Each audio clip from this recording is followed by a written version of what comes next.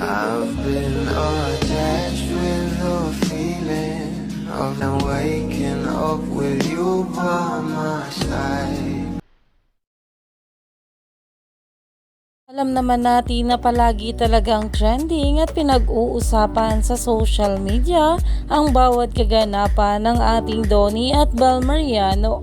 Lalong-lalo pa nga ang kanilang teleserye na Can't Buy Me Love na palagi ngang trending ang bawat edit post nga rin ng mga bablis patungkol dito.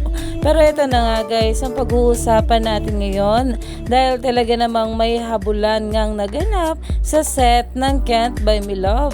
At kitang-kita nga dyan na itong ating Donnie at Bel ay naghahabulan nga kagaya ng pumunta nga sila sa ibang bansa. Kaya naman umani pa nga ito ng maraming komento at pinag-uusapan na dahil alam naman natin na kahit nga sa teleserye ng ating Donnie at Bel as Bingling ay nakikita pa rin nga ang tunay na Don Bel na sila Donnie at Bel Mariano kung gaano nga sila magmahalan at sweetness nila sa isa't isa. Kaya naman stay tuned lang tayo for more update sa ating Donnie at Bel sa mga susunod na ayuda pa.